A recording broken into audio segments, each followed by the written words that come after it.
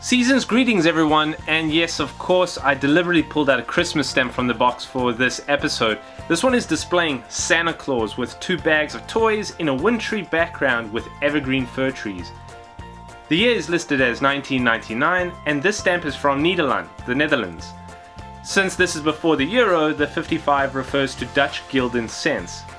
There is a postmark on the stamp, and there's enough letters to make out that this stamp was sent from Rotterdam, a major port city in the Netherlands. It is a fairly small stamp, measuring 30 by 21 millimeters.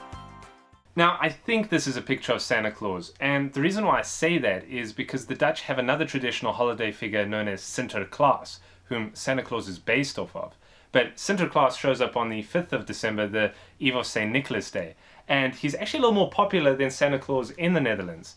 They both look very similar, and I think what gives it away in this is that the hat is a little more characteristic of Santa Claus, but I could be wrong, so correct me in the comments if I am.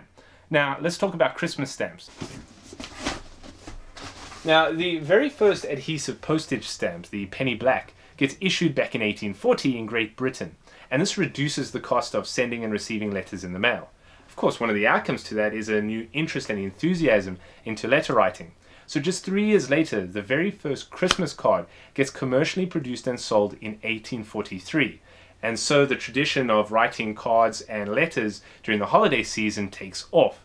Now, today you would want to have a Christmas-themed stamp on your Christmas card. And we are very familiar with countries around the world issuing Christmas stamps each and every year. And the imagery can vary dramatically, some portraying biblical references, while others may have cute pictures of Santa and his reindeer.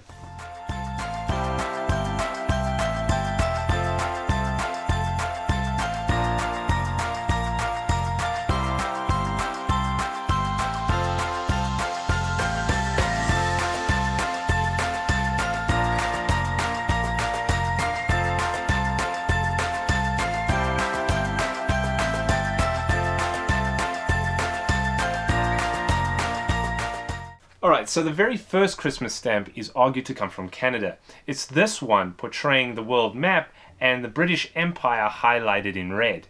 It was being issued to mark the inauguration of the imperial penny postage rate, which meant that before then you can only send a letter in Great Britain for a penny. Now you can send a letter anywhere in the British Empire for a penny.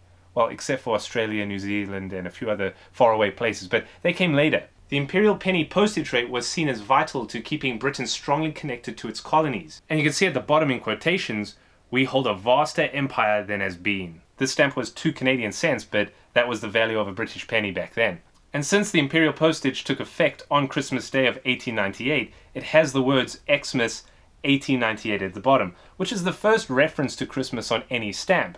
Therefore, I still think this is the first Christmas stamp, even though it's for something else altogether.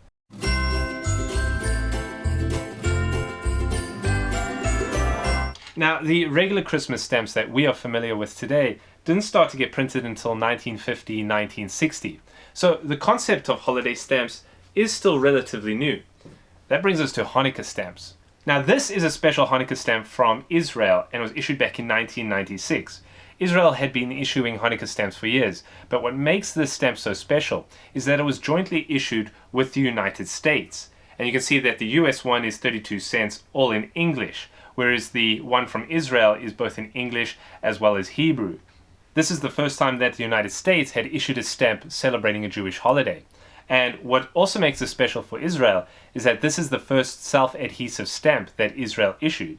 Since 1996, the United States has issued out that stamp in several different rates, and has also issued out other Hanukkah stamps featuring menorahs and dreidels. Check them out.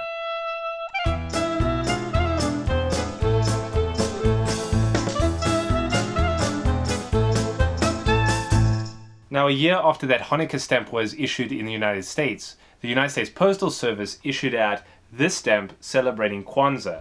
This was in 1997. I have a stamp from 1999. It's the same design, but just at 1 cent higher rate. What stands out about Kwanzaa stamps are the color and the design. They are vibrant and they're exciting to find when you get them in the mail.